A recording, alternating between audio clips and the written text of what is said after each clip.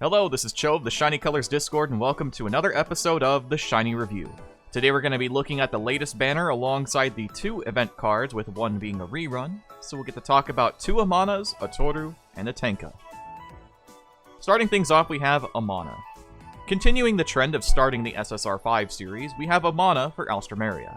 In a lot of ways, Amana is the proof of concept for every permanent Amana before her. She scales based off of how much remaining HP she has, favoring higher HP values, and sometimes throws some extra buffs your way.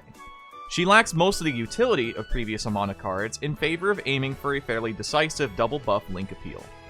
Since Amana 3 more or less represents Alstroemeria's dance variant, you can look at this card as either the start of a new vocal Alstroemeria, or a rebranding for dance. Personally speaking, I feel this card has a fair bit more value as a vocal unit, but you also have to consider that she doesn't become a vocal unit until she's 4 stars. As such, you'll need to plan carefully if you intend on maxing her out to make the most of her vocal prowess. Her roles are buffer, as well as a stamina unit, and I slightly recommend that you pull for her. If you're big on vocal Alstroemeria, she's a good get, but again, you have to get 5 copies of her, which can be very tricky, even with the stamp system on this current banner that makes it a little bit easier. It might be too much of a steep investment, especially since she's a permanent card, and you might get her in the future. Amana's initial appeal is a Dance Point 8 to 4.0 appeal that scales based on how high your mental is. And remember, that's based on a percentage, not the actual total amount of HP you have. So regardless if you have 300 or 3000 HP, as long as you're within that 100 to 90% threshold, you'll be doing the maximum amount of damage. This links into a Vocal Dance 50% buff for 4 turns. At max, she unlocks a Vocal 1.0 to 5.0 appeal that scales based on how high your mental is, which links into the same Vocal Dance 50% buff for 4 turns. Her 1-star passive is a Vocal Dance 21% buff that requires your mental to be 75% or higher. This has a 40% chance to activate once, and unlocks an additional Dance plus 50 uncap. At 2 stars, she actually unlocks 2 separate passives. The first is a Vocal 50% buff that requires your mental to be 90% or higher, and has a 30% chance to activate once. And the second passive is a Vocal Dance 10% up that requires the turn count to be 3 or later. This has a 20% chance to activate once. Her 3-star uncap is a Vocal Dance plus 100 combination uncap, and her 4-star actually also has an uncap of Vocal plus 50. Her memory appeal when maxed out is a Vocal 2.0 that scales based on how high your mental is, that links into an additional Vocal 2.0 that scales based on how high your mental is. To do a little bit of comparison, we're going to use Amana 2 versus Amana 5. They both have a Vocal 1 to 5 appeal that scales based on how high their mental is, but Amana 2's buff is a 50% vocal buff for 3 turns, and does not require the link appeal.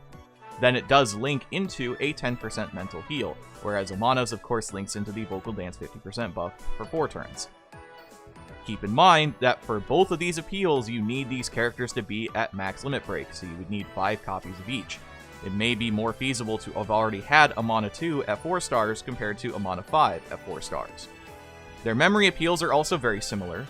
Amana 2's is a Vocal Max 2.4 that links into a 1.2, whereas Amana 5's is a 2.0 into another 2.0. So 3.6 versus 4.0. Since Amana only has her limited P-SSR to compare for dance, we'll compare these 2 cards with a vocal lens in mind, especially since they're both permanent cards. As a center, Amana 5 beats Amana 2 by a small amount, 4.0 versus 3.6 as mentioned before. Their vocal appeals are almost identical, though Amana 2's buff is applied regardless of link, meaning the ease of access is much higher. Amana 5 has the stronger passives by a small margin, so ultimately, it's your call. For support recommendations, the latest Chiyuki support stands as probably her most important support, being a part of the newest wave of vocal support for Alstroemeria. Feel free to mix and match vocal and dance supports at your leisure, but always consider SP masteries first. As for alternatives, opting for pure vocal can still be a huge benefit, though again, consider that this unit maxed out is when vocal will shine best. If you don't plan on maxing Amana out, you can replace the Mei, for example, with the SR Osaki, or any of the SSR Osakis since they're all dance units, or any other dance SRs as you see fit. For team recommendations, we have Amana 5, Chiyuki 3, and Tenka 3. The weakest link of the team is debatably Tenka 3, but by no means does that make her a bad unit for this team. Though if the patterns they released units by does in fact exist, we might see a Vocal Tenka 5 not too far from now to revive Vocal Alstroemeria. So if you want any other alternatives for the team, you could choose to run Toru 2 and Madoka 1 as more of a risky business style team, aiming to get attacked but dodge through it in order to earn Toru buffs.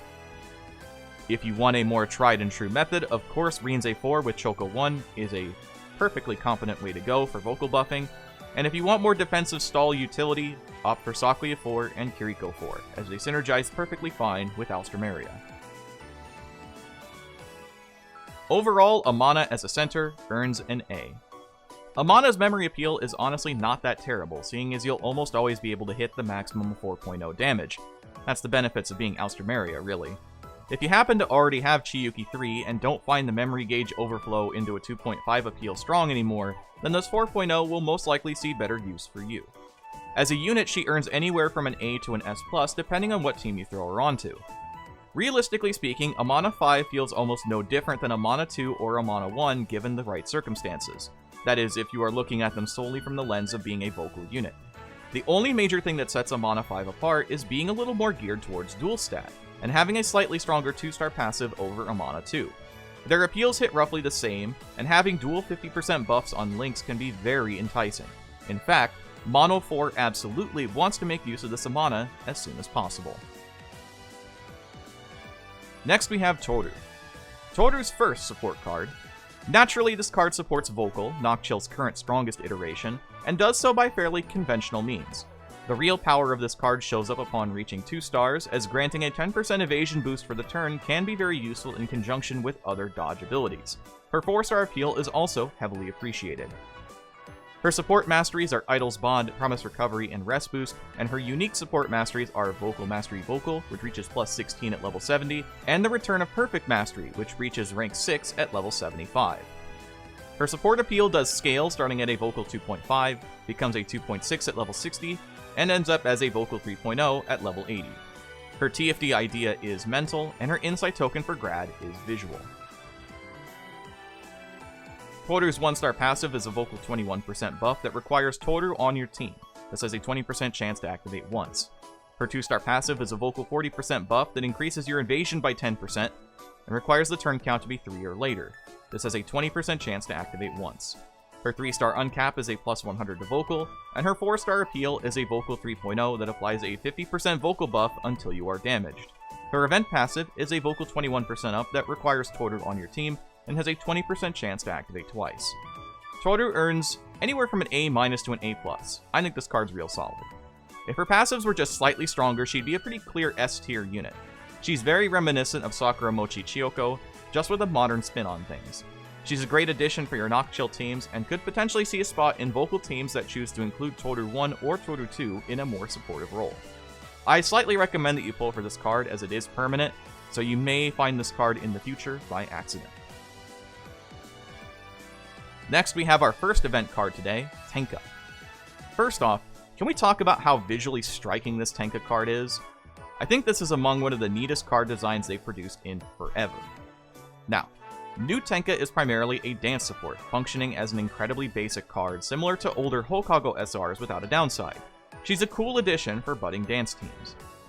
Her support skills are Idol's Bond, Promise Recovery, and Rest Boost, and her only unique support mastery is Dance Mastery Dance, which reaches plus 7 at level 60. Her TFD idea is Dance, and her insight token for Grad is Visual. Tenka's 1-star passive is a Dance 12% up that requires you to be in the dance position. This has a 30% chance to activate once. Her 2-star passive is a Dance 20% up that requires the turn count to be 3 or later. This has a 30% chance to activate once. Her 3-star uncap is a plus 50 to Dance, and her 4-star appeal is a Dance 2.0 that applies a 20% dance buff for 3 turns. Her event passive is a Vocal 8% up that requires Tenka on your team and has a 30% chance to activate twice. She earns a C. This Tenka is okay enough. Plus 7 Dance Mastery is fine for an event SR, but the rest of her kit is relatively lackluster for what value you get out of it. This card is potentially useful if you feel you need a Dance Tenka support and lack her event SSR, but you might feel that this card is not really up to speed. You might as well farm for this card since Collabo Fest is relatively easy and painless, so getting this card maxed out isn't exactly too bad. Lastly, we have our rerun card, Amana. Jumping way back, we have Amana's first SSR support, which also happened to be an event card. As she stands now, she is very much a power crept card, but you might find some value in Talk Mastery Dance, being able to make the most of SP building while also gaining stats still. Her support masteries are Idol's Bond, Promise Recovery, Rest Boost, and Trouble Guard, and her unique support mastery is Talk Mastery Dance, which reaches +8 at level 80.